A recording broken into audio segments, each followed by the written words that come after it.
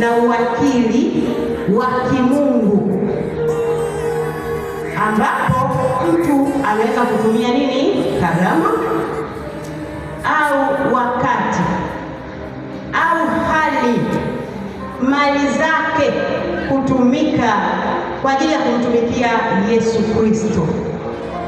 Anatumia mali zake, karama aliyopewa, wakati wake kwa ajili ya nani? Ya kujenga kanisa. Kwa tunaposema utumishi, yaani ile hali ya ndani kusikia msukumo wa jambo fulani kufanya kwa ajili ya Bwana. Unasikia moto wako ndani. Mwingine kazi yake, yaani wito wake ni kushuhudia. Akikutana na mtu asipomwambia habari za Yesu anakosa amani. Huo ndio wito wako. Amen. Mwingine ana karama fulani. Karama ziko nyingi. Kuna karama 9. Mwingine ni uponyaji.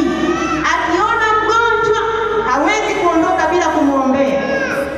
Au akakuta barabarani kuna mlemavu hawezi kuondoka bila kubandika mkono. Huyo ana karama za uponyaji. Kwa hiyo unamtumikia Mungu kwa wito ambao umepewa ndani na huwa havifanani. Wito kila mtu anao wa kwake. Mwingine ana muombaji. Mwingine wito wake ni kusifu, kuabudu, kuombea, kuhudumia watumishi wa Mungu. Asipofanya anasikia ndani kuna hatia. Kwa nini? Ndicho alichopewa. Mpaka afanye ndio amani yake inatokea. Majeshi. Kwa hiyo tunaposema utumishi kibiblia, wito wa kimungu, uwakili ambao mtu anautumia kwa karama zake au wakati anakuwa available kwa jambo lolote linalohusiana na Mungu. Hata kama yuko busy kiasi gani, atapanga tu ratiba mpaka atapatikana na akafanya jambo lile ambalo anaitwa kwalo. Na mali angali kwamba itakuwaje maadamu mtu amesikia jambo la Mungu, moyo wake unaona kabisa hapa ninapaswa kufanya jambo ili na mimi baraka yangu iwepo. Hawezi kusema hata kama ilitokea hakuwepo, atafanya hivyo pamoja na kwamba hakuahidi. Ni nini? Utumishi. Majeshi. Kwa hiyo ni tendo la upendo wa kuvuna roho, yaani kushuhudia. Ana wito mtu wa kushuhudia, anaenda kushuhudia kwa upendo kabisa. Anasikia vibaya anapoona wengine hawamjui Kristo, hawajaokoka kama yeye, anajisikia vibaya. Kwa upendo kabisa anashuhudia tendo la kuvuna roho za watu. Asipofanya hivyo hajisikia maana. Ndio wale utakuta watu wako barabarani anahubiri, yuko sokoni anahubiri. Nini? Kuna kitu ndani kinachomfanya afanye hivyo. Mpaka baba yake wa kiroho Paulo akatambua mchango wake, mpaka akamtambulisha kwenye kanisa lile la Warumi.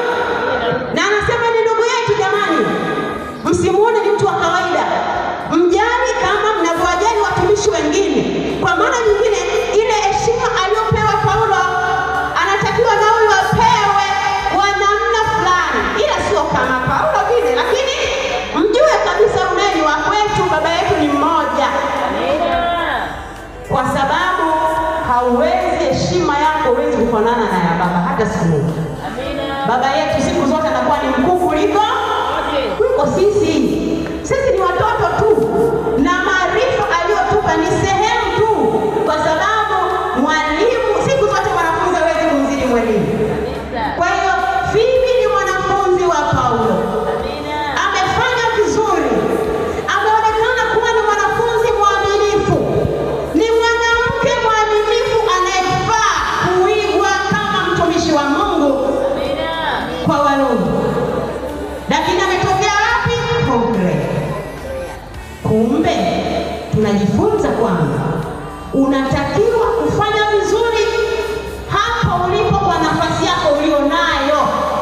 Ukitoka hapa ukienda mahali pengine wanapomfahamu Mwana Mapinduzi, ukisema tu nimetoka kwa Mwana Mapinduzi, utapewa na vile ambavyo ukustahili. Kwa nini? Tu umefanya kazi ya utumishi kwa uaminifu.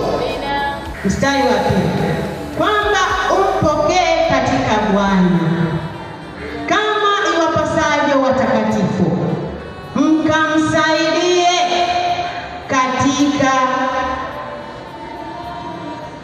mkamsaidie katika neno lolote atakalohitaji kwenu, kwa sababu yeye naye atakuwa msaidizi, amekuwa msaidizi wa watu wengi.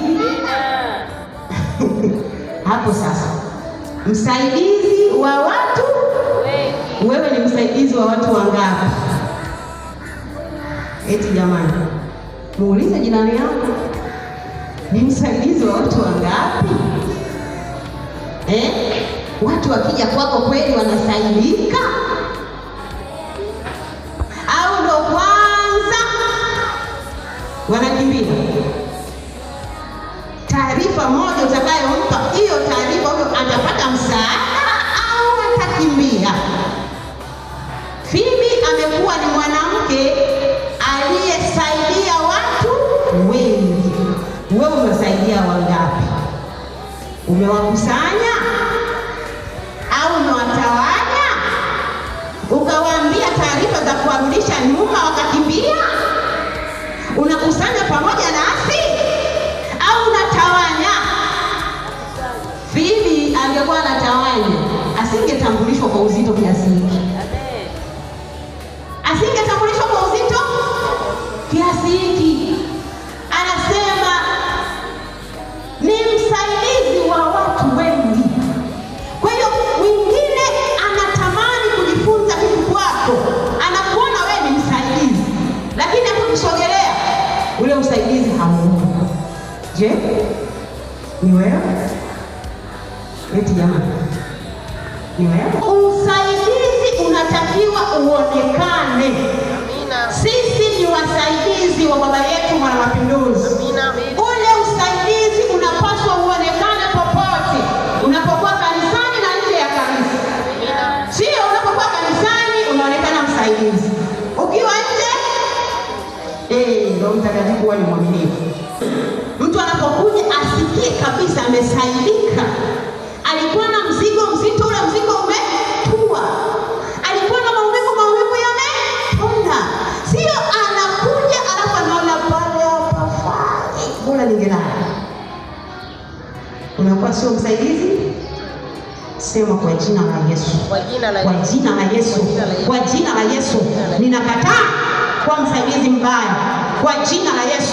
Na ng'oa kila roho inayonifanya niwe msaidizi mbaya. Kwa jina la Yesu. Takuwa msaidizi mwema kuanzia leo. Tamsaidia baba yangu.